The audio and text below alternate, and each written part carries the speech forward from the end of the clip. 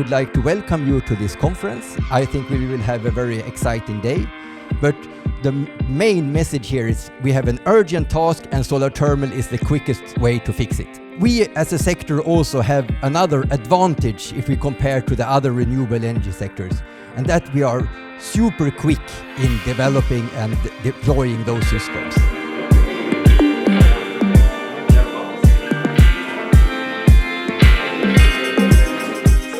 So gradually, in the later part of this decade, going through different types of categories of buildings, we would like to see on each and every building, new building, and then it also includes existing ones, we would like to see solar energy. And it doesn't have to be obviously solar PVs, it can be as well solar heat.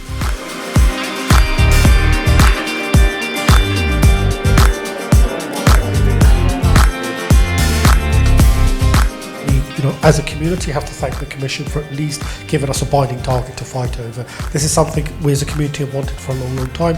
We have it, it's not the right number, we can always fix the number later, but that seems to be programmed in. What we need to make sure is the Council doesn't row back on that. That's our job.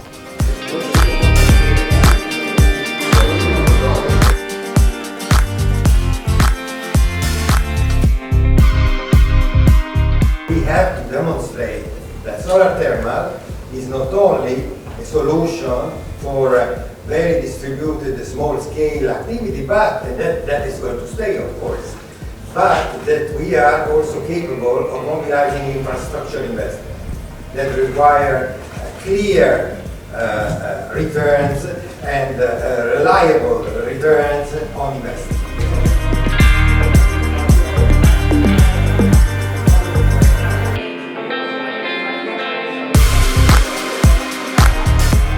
We are already in Europe the front runners of copper recycling, because on a worldwide basis it's about 30% of the copper demand which is met by recycled copper, but in Europe it's around 50%. So Europe is a front runner there.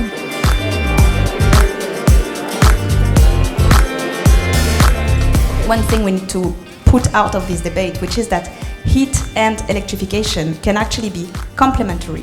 The same way that you can have a building that is heated with district heating and have a residential solar thermal or a residential heat pump. We see that happening in Finland or Sweden. So, the complementarity is really the key here. And I can reassure you that we hope to work very, very closely with Solar Heat Europe in order to see how we can increase the share of solar heat in our networks. Thank you very much, Aurélie.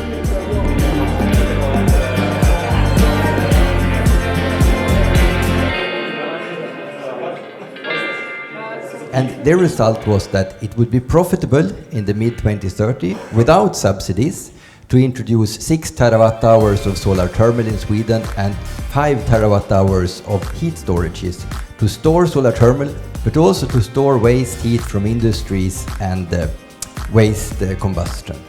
And I think this is what we will see when those technology mature and is used in the district heating network, that solar thermal can do half and the large-scale storage will take the other half.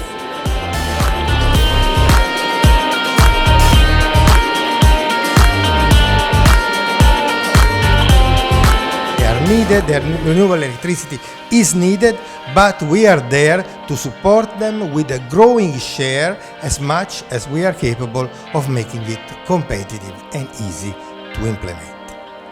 So I really wish that you have found this really informative and interesting, and we can get together once again next year, because I want to celebrate this way also the 31st, the 32nd and the 33rd anniversary of Solar Heat.